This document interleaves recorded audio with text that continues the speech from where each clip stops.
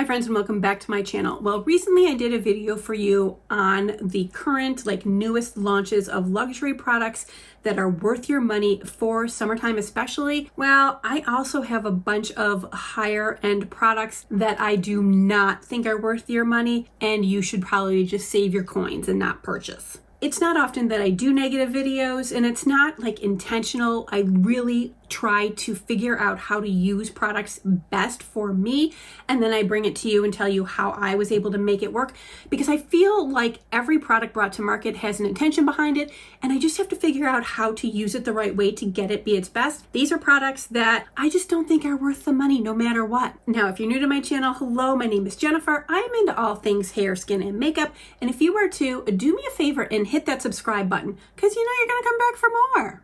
This is a product that I really wanted to work. Number one, because it was pricey, but number two is because it's a product I really wanted from Westman Atelier. Yes, this is their Vital Pressed Skincare Powder.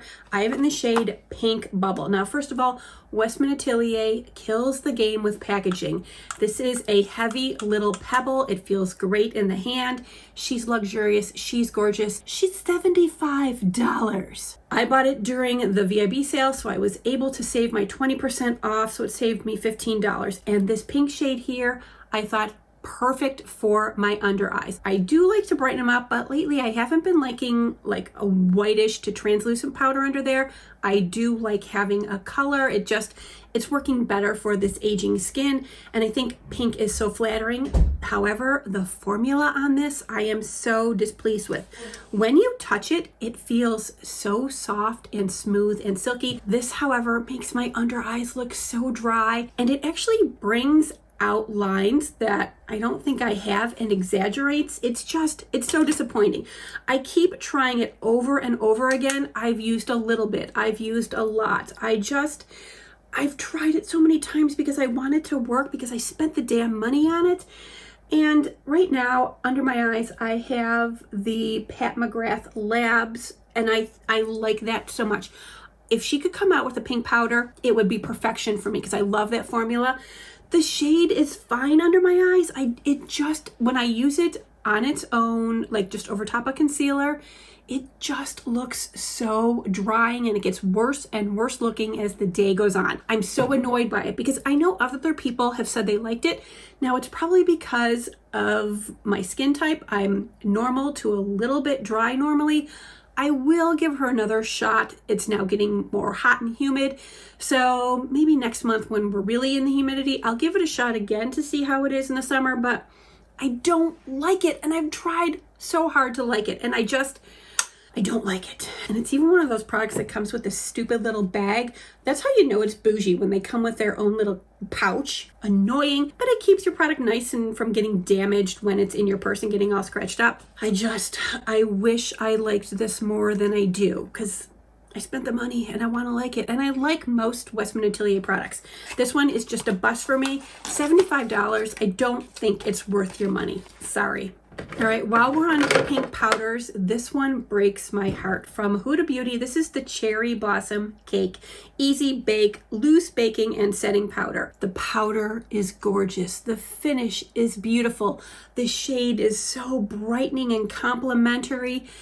The scent is a killer for me. Usually scents don't bother me, but all of her products are heavily scented. And for me, I've had a hard time with a lot of her products. I had an eyeshadow palette. Yeah, the new Nude. This was the last eyeshadow palette of hers I bought, and I could barely use it because I get the same problem with the eyeshadow, with the powder, with her foundation. The scent of them makes my eyes water, and it just ruins my makeup.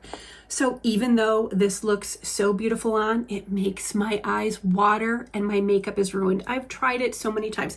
I've tried not having it anywhere near my eyes, maybe just baking down around my jawline, maybe just around my nose. No matter where I've put it, the scent makes my eyes water, and it pisses me off because the powder is incredible. I saw that she did make a special little unscented version for Michaela. I am praying to God she makes an unscented line, because I'd be first in line to buy it. I think a lot of people would, because a lot of people have a hard time with the scent.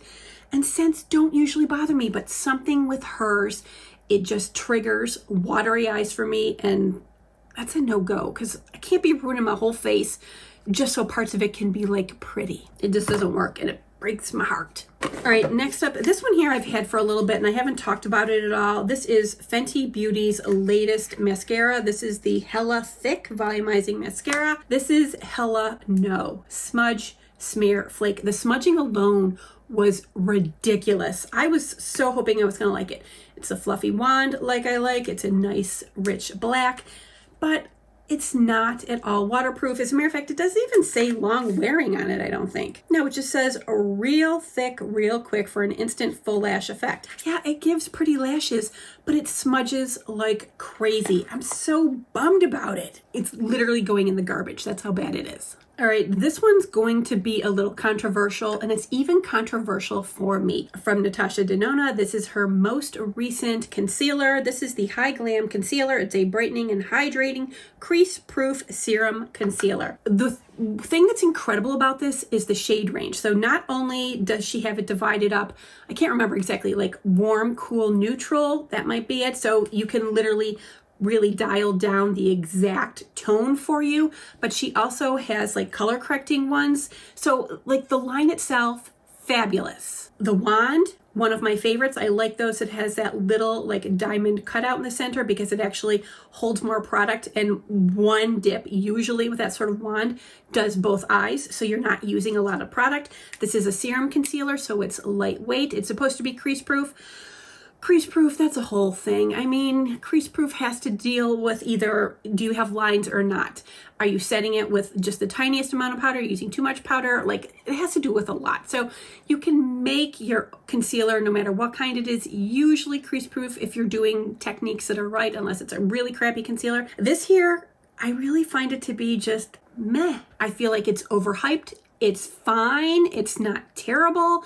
It's not incredible. It's all right. Now, I picked up the shade R2, so that must be like the rosy cool tones, I guess. It's like a nice shade for me. I like it. I actually think I could probably deal with the shade maybe one shade darker. I had a hard time picking out the shades because they are so close. When I was looking in the store and I had help from one of the Sephora beauty advisors, it's a nice concealer. It's nice. It's lightweight. You don't notice it, but I don't feel like it's that great. I don't feel like it gives you like a really super gorgeous, smooth looking canvas. I just don't. I felt like you could see some lines like breaking through. I felt like throughout the day, it looked like it was getting dry looking. I don't think it's that great. I really, really don't. And I hate that because everybody else does, but I gotta speak my truth. This one here kind of disappoints and bums me out a little bit. This is the Makeup by Mario. This is his latest lip launch. This is called the Moisture Glow Plumping Lip Color. I have it in the shade Baby Coral. I talked about this once before, I think when I first purchased it, how I had a really hard time finding a shade that I liked for me. I just felt that the shades were all too like cool brown. They just weren't right for me, which is fine. They work for other people. Like, there doesn't always have to be a shade for me. This, however, I liked for summertime. However, as far as I'm concerned, where is it? It's the exact same as his Moisture Glow Plumping Lip Serums. I feel like the formulas are exactly the same. I don't feel like there's anything different. You get the same feeling. They feel the same. And here, I mean, the colors look a little different, but on my lips, these colors actually look exactly the same. I gotta show you. Now, one of the things that I think is exactly the same about both of these is you can't go like in and in and in. You look crazy. You only need to put a little bit on, and then you actually can pat it out a little bit. Normally what I do is I just do my top lip and I rub it together with the bottom lip, and that's the perfect amount. I find that if I do both upper and lower lip, it's just too much, too gloppy looking. So I'll just pat that in, and then I'll go on my lower lip. Now here again, this is one of those that you can't turn down. It's a warm day, so this is melty. Yikes. And I'm just gonna tap.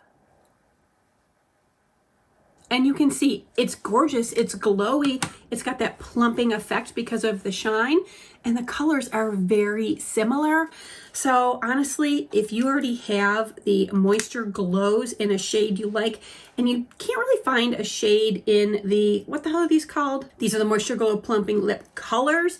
If you can't find a shade in this, then stick with this because literally they look and feel the same. I love Mario and I love everything he puts out. I'm a huge, huge fan. I have like literally tons of his products. There have been very few that haven't worked for me. And it's not that these don't work for me. They're just the same. So get one or the other. You don't need both. All right, lastly, this one breaks my heart. This is one of my most recent purchases. This is from Lisa Eldridge. This is the Elevated Glow. I think this is in, Cosmic Rose. The glow on this is gorgeous. However, I've had a real hard time with the actual consistency of the product, and I'm gonna show you why. Do you see that there's like bumpy parts? It's like it's congealed or coagulated. So every time I put it on my skin, like, can you see that? It has like these thicker areas, and on my skin, it's terrible. I don't know. Did I get a bad batch? Did something happen to the formula? And actually, even when like I try to move it around and break it up on my hand and then put it on my face, there's still like pieces of it. There's still like tiny little pieces that don't break down. And I love the color. Like I've worked really hard several times because I like the way it looks on my skin, but it's really hard to get it perfect. Like I'll dab it with a beauty blender to try and pick up those thicker coagulated parts, but it's a lot of effort for this product. And it's a bummer because I can't return it. You can only purchase this in England. You can't purchase it in the United States, so I can't really return it. I love the shade. I think it's gorgeous. I have like shaken it. I have like tried to move the doe foot around in there to kind of like mix it up. I haven't had any luck, and it's super friggin' disappointing. Now, I'm not saying that I'm not going to continue to try and make it work because it is so beautiful, but I don't think I'm going to buy another one because I'm concerned about the actual quality of the formula, or I don't know, maybe its lifespan, or maybe it doesn't travel well. I don't know. I don't know what the problem is, but I don't think it's worth spending your money on, especially since you can't really return it if you're from the United States. That one's a heartbreaker. So out of all of these, of course, I'll continue to use this lip gloss or lip cream, lip color, whatever the hell it is. Of course, I'm going to continue to use it. I like the formula. The Natasha Denona, I'm probably just going to put her away for a little bit and maybe revisit her come fall because we haven't been vibing. The Huda, I'm at a loss. I might give this to a friend who doesn't have those sort of issues. The Fenty mascara, it's just going in the garbage. It's trash. And the Westman Atelier, I can't bring myself to throw it out because it's $75. I don't know what I'm going to do with it. And you know me, I don't normally have bad things to say about products because I try to make them work. None of these, well, I mean, they work. But everything else I wasn't able to make work for my skin. But some of you, this may not be a problem for you guys. So I will, of course, leave them linked in the description box below. If you're like, I don't care, I want to try the Lisa Eldridge. Or if you're like, I don't care, I've heard a lot of great things about the High Glam. I'll have the links for you. But considering all the products that I do test out, I think that's a really low percentage of things that haven't worked for me. So I don't think it's completely terrible. It's just a bit of a waste of money.